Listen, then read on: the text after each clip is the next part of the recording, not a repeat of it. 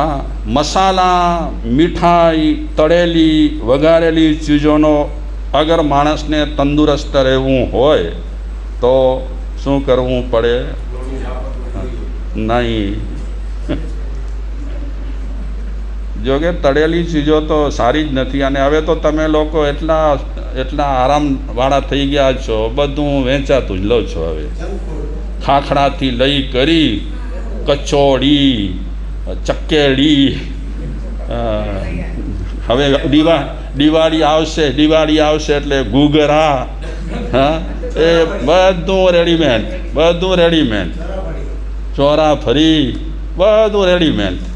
અને તમે જોજો આ દિવાળીમાં આ બધું ખાશે અને પછી શરીરમાં એગડમ ચાલુ થશે. આ ટિપ્સમાં એ પણ કહે છે કે 2 ટંકથી વધારે ભોજન ન કરવું જોઈએ, મેક્સિમમ 2 ટંક. આપણી તો ટેવ છે સવારના નાસ્તો કરવો, પછી બપોરે જમવું, પછી 3-4 વાગે ચા ને થોડો નાસ્તો તો ખપે જ ને. ખપે.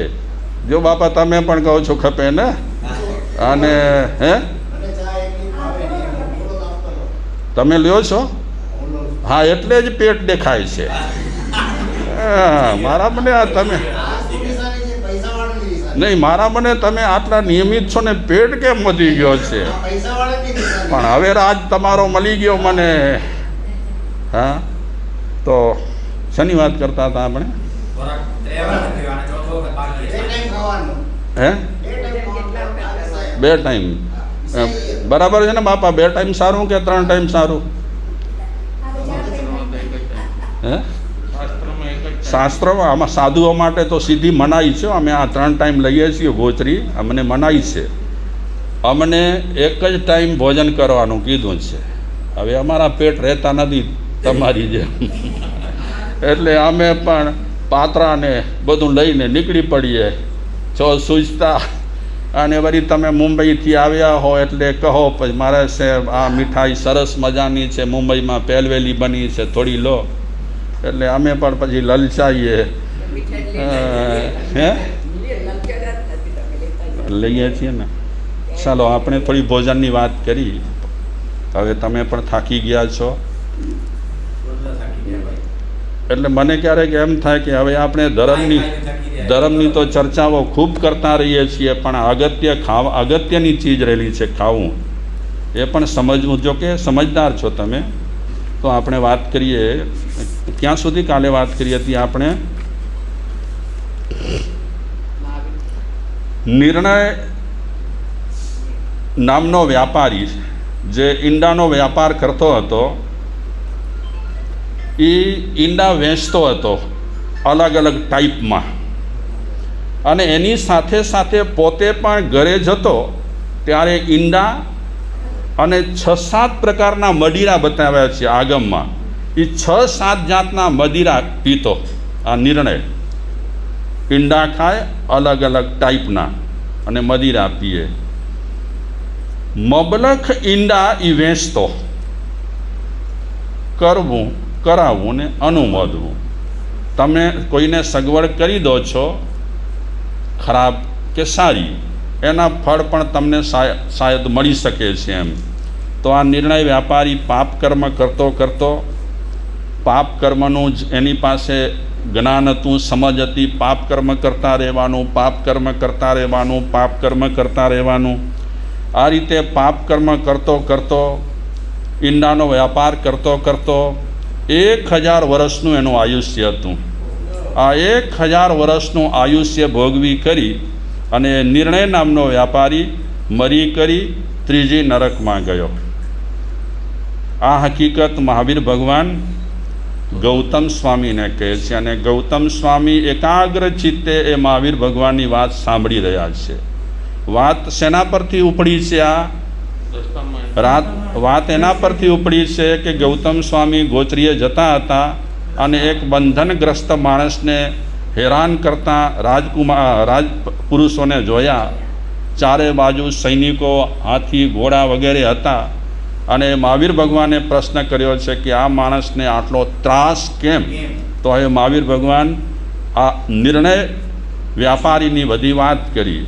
એ નિર્ણય વ્યાપારી ત્રીજી નરકમાં પહોંચ્યો, ત્યાંનું આયુષ્ય પૂર્ણ કરી. હે ગૌતમ, આ નિર્ણયનો જીવ સાલાર ટીવીનામાં જે ચોરપલ્લી હતી, અને એ ચોરપલ્લીમાં જે વિજય ચોર હતો, એ વિજય ચોરની પત્ની જે સ્કંદશ્રી હતી, એ સ્કંદશ્રી પત્નીના ઉદરમાં એ આવ્યો. કોનો જીવ? નિર્ણય વ્યાપારીનો જીવ. આગળ વાત કરે છે મહાવીર ભગવાન ગૌતમ સ્વામીને કહે છે કે 3 મહિના પૂરા થયા અને સ્કંદશ્રીને એક ડોહડ ઉત્પન્ન થયો. ઈચ્છા શું ઉત્પન્ન થઈ કે હું ઘણા નોકરો સાથે, ઘણા સંબંધીઓ સાથે, ઘણા સગાવાલા સાથે ઘેરાયેલી હોઉં, અને સૈનિકો જે રીતે બખ્તર પહેરતા હોય, શસ્ત્ર ધારણ કરતા હોય, એ રીતે બખ્તર અને શસ્ત્ર હું ધારણ કરું. મારા હાથમાં ધનુષ્ય હોય, બાણ હોય. જે લોકો ધનુષ્ય અને બાણ છોડતા હોય એના હાથમાં જે બાંધેલું હોય બધું ચામડાનું, એ મારા શરીરે બાંધેલું હોય. અમે ફરવા માટે જઈએ, હું તીર છોડું, મારી આસપાસ ઘણી વ્યક્તિઓ હોય, એ મારા પાછળ પાછળ આવતી હોય, મારી આસપાસ ફરતી હોય. આવો ડોહડ સ્કંદશ્રીને ઉત્પન્ન થયો. તો સ્કંદશ્રી પોતાના પતિદેવને વાત નથી કરતી, વિજય ચોરને, કે મને આ દોહદ ઉત્પન્ન થયો જ છે. પણ એ સુકાતી ગઈ. જ્યારે સુકાતી ગઈ ત્યારે એના પતિએ પૂછ્યું વિજય ચોરે કે તારું શરીર કેમ સુકાય છે? તો સ્કંદશ્રીએ વાત કરી કે મને આવી રીતે દોહદ ઉત્પન્ન થયો છે, ઈચ્છા થઈ છે આવી રીતે. તો વિજય ચોર કહે છે કે તારી ઈચ્છા હું ટૂંક સમયમાં પૂરી કરી દઉં. અને વિજય ચોરે એની ઈચ્છા પૂરી કરવા માટે જે તે સગવડો ખપતી હતી એ બધી સગવડો ઊભી કરી. એને હાથી પર કે ઘોડા પર બેસાડ્યો, સૈનિકોના વસ્ત્ર પહેરાવ્યા, સૈનિકોના શસ્ત્ર પણ એના શરીર પર રાખ્યા, ધનુષ્ય અને તીર પણ આપ્યું. અને એ રીતે સ્કંદશ્રી પોતાનો ડોહડ પૂરો કરે છે. અને ડોહડ પૂર્ણ થયા પછી ગૌતમ સ્વામીને મહાવીર ભગવાન કહે છે કે એ સ્કંદશ્રીએ પુત્રને જન્મ આપ્યો. પુત્રને જન્મ આપ્યા પછી એનું નામ પાડે છે અભગસેન. કોનો જીવ છે અભગસેન? ઈંડાનો વ્યાપારી નિર્ણય શેઠનો એ જીવ છે અભગસેન. તો અભગસેન નામ પડ્યું. અને ત્યાર પછી એનું સંવર્ધન, પાલન પોષણ વગેરે થાય છે. પાલન પોષણ વગેરે થતાં અને એ યુવાવસ્થામાં પ્રવેશ કરે છે. જ્યારે યુવાવસ્થામાં પ્રવેશ કર્યો ત્યારે અભગસેન પણ એના પિતાજીની જેમ, વિજય ચોરની જેમ, એ પણ ચોરી, ચપાટી, ધૂળ ધમાસ આ બધું કરે છે. સમય જતાં એ વિજય ચોર મરી જાય છે. મરી ગયા પછી એની અંત્યેષ્ટિ કરે છે, મરણોત્તર ક્રિયાઓ કરે છે. મરણોત્તર ક્રિયાઓ પતી ગયા પછી, લૌકિક ક્રિયાઓ પતી ગયા પછી, ભોજનાદિના કાર્યક્રમો પતી ગયા પછી, હવે પલ્લીના જેટલા ચોરો હતા 500 ચોરો, એ અભગસેનને પિતાજીના ઠેકાણે મોટા બનાવે છે. શું કહેવાય? લીડર બનાવે છે. એટલે અભગસેન પલ્લીપતિ બન્યો. તો એનું કામ બીજું કાંઈ છે જ નહીં. શું છે કામ? પલ્લીપતિ ચોરનું, મુખ્ય ચોરનું પણ ચોરી ચપાટીઓ કરવી, દાડો પાડવી, લૂંટપાટ કરવી, લોકોને હેરાન કરવા, ગામ સળગાવવા, લોકોને મારી નાખવા, ઘરોને સળગાવી દેવાના, માણસો પાસેથી મિલકત વગેરેની ઉચ્ચાપત કરવાની, આ બધી પ્રવૃત્તિ અભગસેન કરે છે. તો આપણે ચર્ચા તો કરી રહ્યા છીએ અભગસેનની. મહાવીર ભગવાન ગૌતમ સ્વામીને આ બધી વાત કરતા રહ્યા છે. ચોર પતિ આ અભગસેન એનું કામ ખરાબ જ કરવાનું બધું.